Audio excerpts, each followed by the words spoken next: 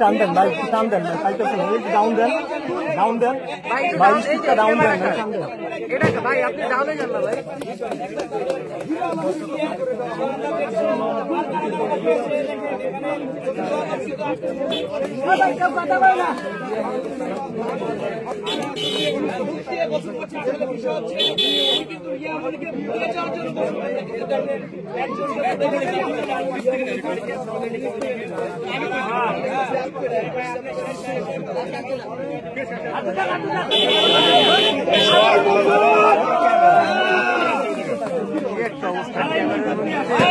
গরম না ঠান্ডা?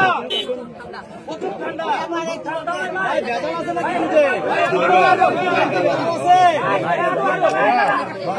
আরেকটু আরেকটু ঢালেন, আরেকটু ঢালে দেন।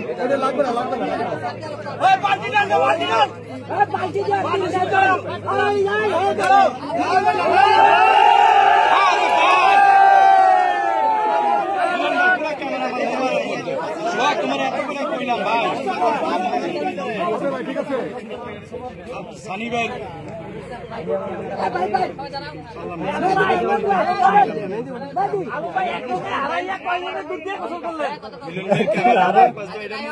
আগে বাজে করছেন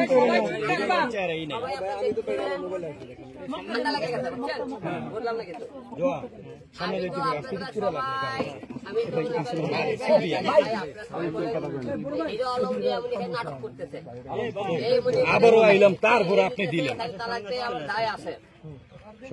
আজকের পরে থেকে হিরো আলম আর রিয়ামনির কোনো গল্প আর হবে না। কোনো যদি গল্প হয় তারপরে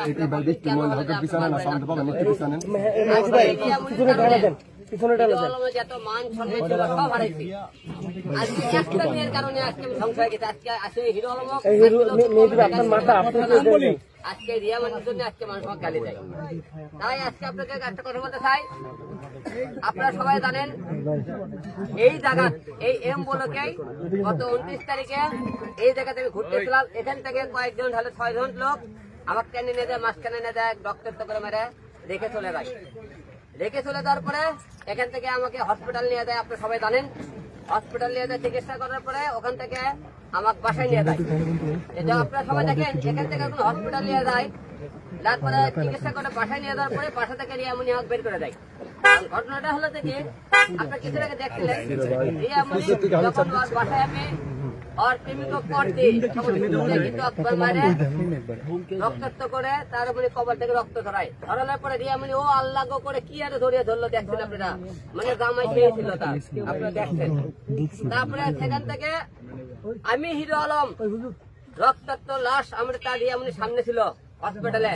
রিয়ামনি আমাকে ধরেও ধরেনি, এক ফোঁটা চোখের পানিও ফেলাইনি কিছু, দেখছেন। তাহলে ভালোবাসা কত আপনারা দেখেন। এখান থেকে নিয়ে বাসা থেকে নিয়ে যাওয়ার পরে রিয়ামনি 3 দিন বাসায় আমার থাকার পরে বাসা থেকে আমি যখন বগুড়া কাছে আপনার অফিসে আছি রিয়ামনি